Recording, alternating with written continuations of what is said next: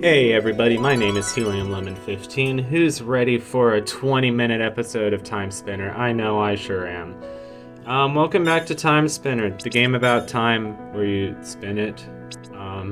Let's do my second file, whatever. Yes, I started a first file where I got all the way up to the final boss, and then I stopped because I'm a noob and I'm scared of final bosses, which seems to be the trend in most video games that I do play. I'm just like self-conscious when I get to the final boss, and I'm like, no, I'm just gonna keep dying and dying.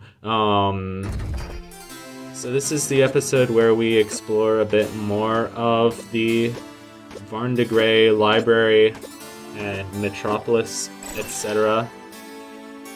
Which is such a cool area. I mean, yes, clearly Castlevania inspired, but we like it. That is good. That is a good thing. This game makes me want to play Symphony of the Night, which might be available on Steam, like, somehow. I don't know how else I would play it unless I got, like, a PS1 emulator. I don't have any consoles with me in Baltimore, so that is why I have not been playing, you know, my usual sort of console stuff recently, although Steam has kind of become my usual, so that's fine. And there's a lot of good stuff on Steam that sort of replicates the console feeling, like, you know, I feel like something like this, like a classic sort of RPG Metroidvania in the PS1 style really does good. I haven't really talked about how much I love this song. It's got such a cool beat to it, that it's got in such like a gloomy minor key, and it sort of really hammers home the feeling of like you're trying to take revenge against this evil empire, but you're sneaking through their city and being like, oh, you know, I'm trying to fit in here. You know, I don't know. Sort of, not really. And then this is my favorite part of the song. Just when that squealing electric guitar comes in, God, is it satisfying. Oh my god. Oh, was that the last episode? We actually have an item now that lets us see the name of an enemy once we hit it. Here it's sort of teaching us like the ledge grabby grab sort of thing. You have to be holding like for example, for those ledges, we have to be holding right. I like these gargoyle sentries. They're very annoying. They just kind of remind me of something out of, like, either Night at the Museum or Five Nights at Freddy's or something.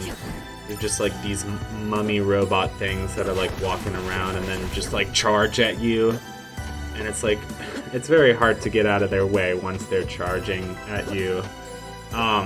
I'm actually not good at video games, so that's why I play this game like a freaking noob, and I just get my my ass handed to me by like every enemy in the game.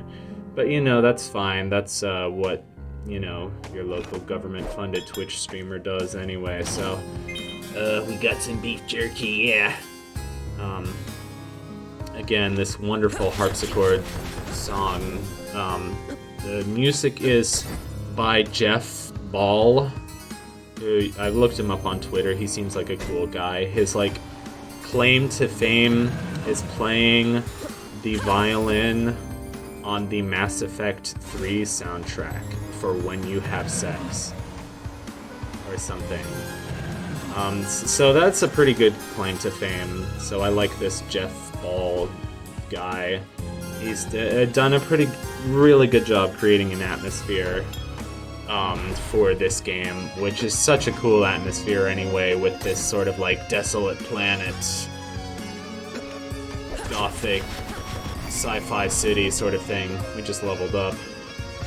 I think Lunaeus does have her own level, and her weapons have their own level, but I'm not sure. So in order, I'm sure you figured this out already, but in order to progress through this area, we have a couple of elevators, so we need access to the elevators. I mean, we don't need them, but it will make traveling much more convenient and much easier. We need key cards to get past certain, like, gates, you know? You know what I'm saying? You know, we're looking at the map. Pretty much got nowhere to go but straight up. So we're going straight up. Yeah, dude. These guys are just... I like to think that they're sort of like, Plague Knight in Plague of Shadows, where they've, like, made, like, a little concoction in a glass flask, and then they're just chucking it at you. I never did get very far. Oh, I love that. The guy just blew himself up with his own bomb. I never did get very far in Plague Knight, Plague of Shadows. Just because, I don't know, the controls were hard. I mean, the moveset is cool, but I'm not very good at learning, like, fancy movesets. I'm much better at, you know, like, something like vanilla Shovel Knight. This isn't like anything we've ever seen before, and we don't even have all the pieces. Genzo wants it working again by the end of the week. We've only had it for a couple weeks. That's madness. No kidding, but you know we'll do what he'll do if we don't. And then something about needing more coffee. Yeah, so they already have a piece of the Timespinner. They've had it for a couple weeks. So apparently that means that we already traveled. Yeah, we traveled in time, like a couple weeks, so maybe 2, 3, 4 weeks.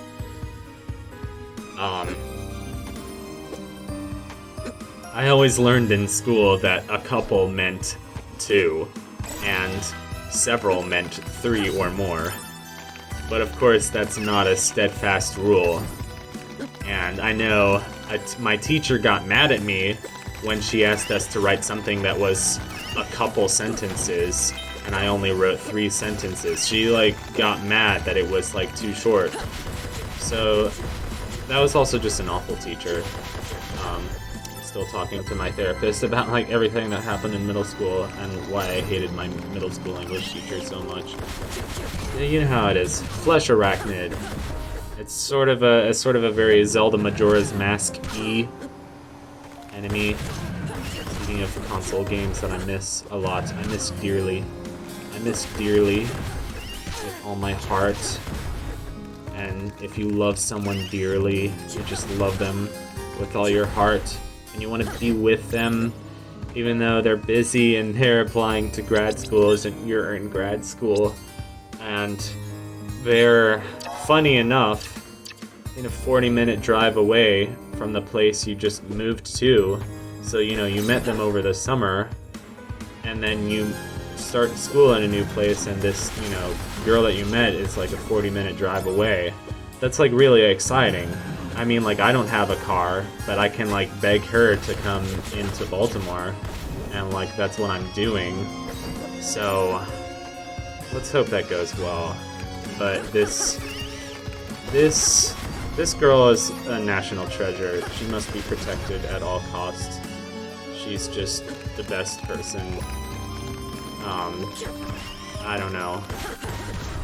I've never had, really, a relationship before, or known how to go about having a relationship. Or maybe it's never just been the right timing for me. But,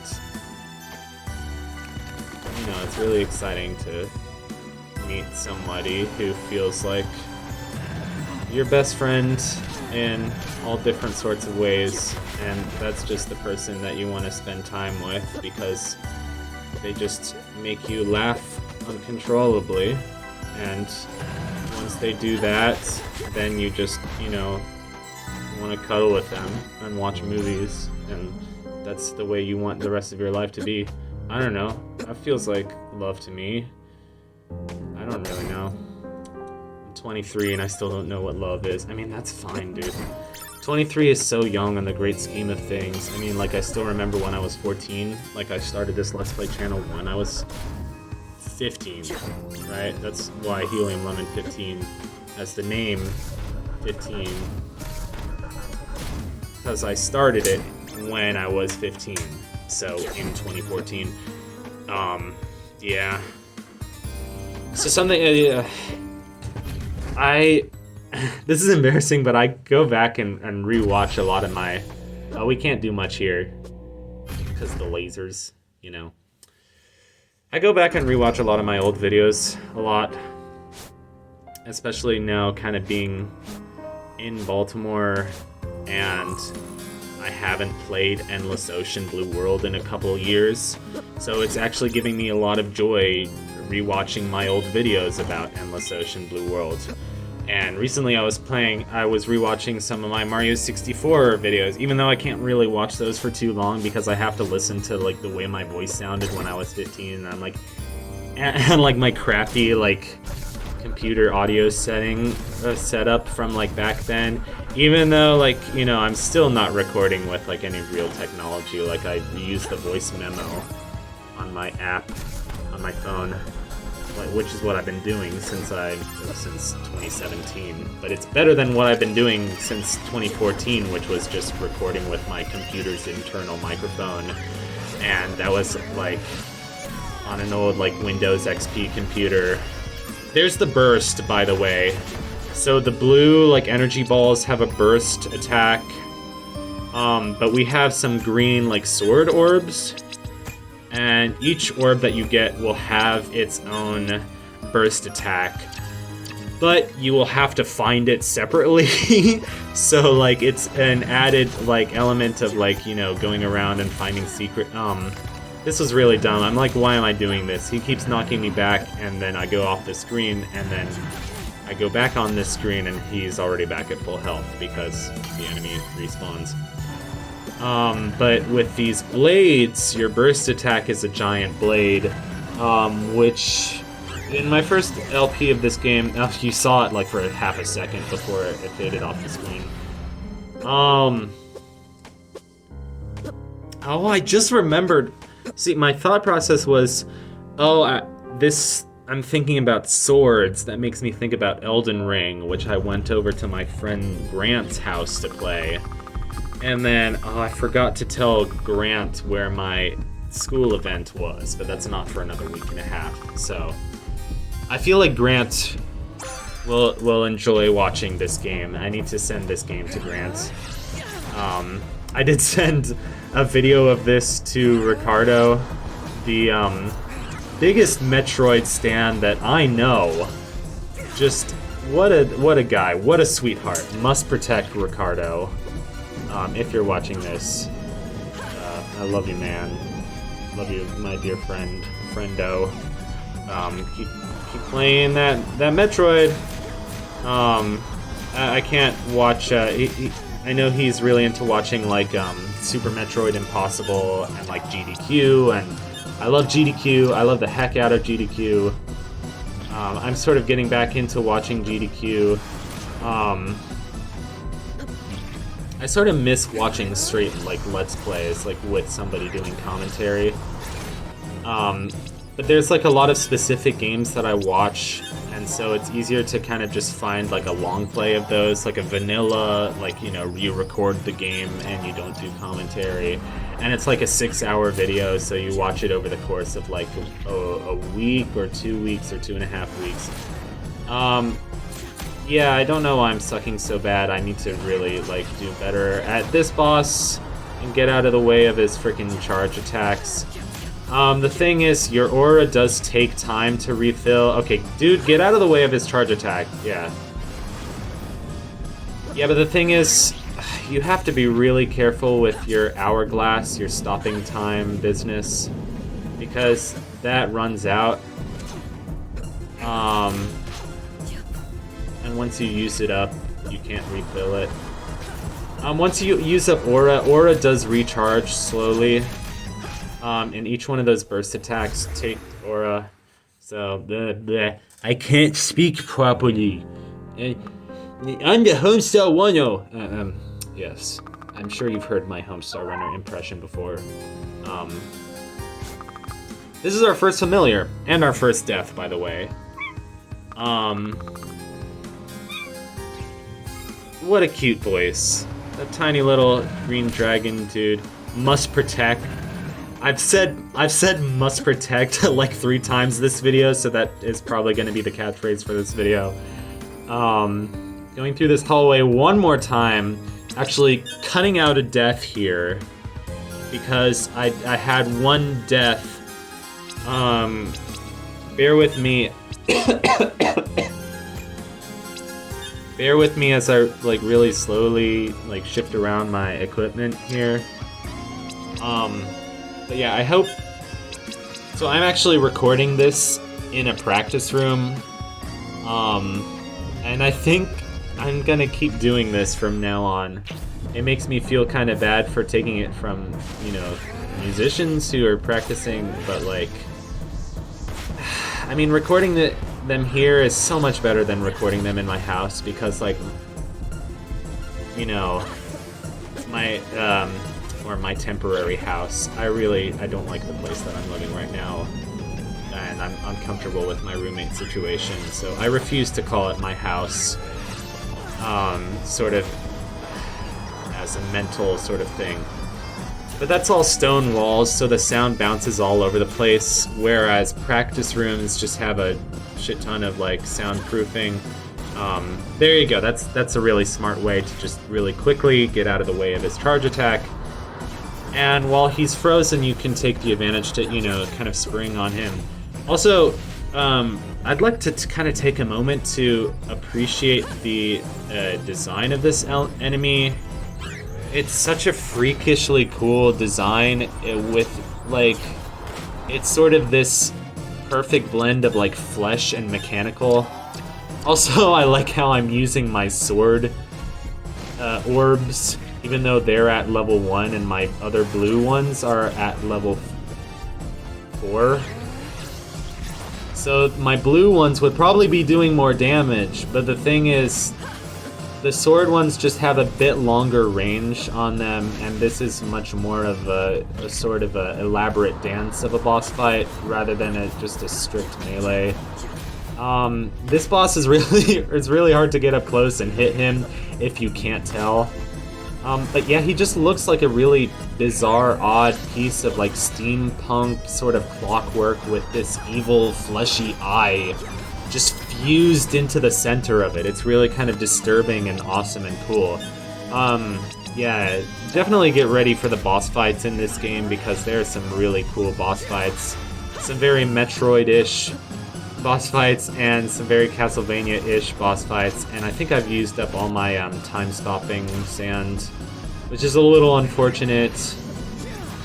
But, you know, I'm just gonna play it safe. I have some health refills, but honestly not enough. I still have a biscuit, so I gotta risk it for the biscuit, or risk it for the trisket, as my best friend Thomas would say whenever we played volleyball in our high school gym. Thomas would always say, gotta risk it for the trisket, and I think that is very wise. And what is not very wise is me getting fricking rammed in the ball sack, or I guess, whatever. Sorry for my vulgar language, but we just gotta kind of hold on and survive, and God was I happy to show that big eyeball doofus what's what. Anyway, it's almost 10 p.m. on a Monday night. I hope my beautiful viewer fan base is doing well, and I will sign off and see you in the next one. Goodbye.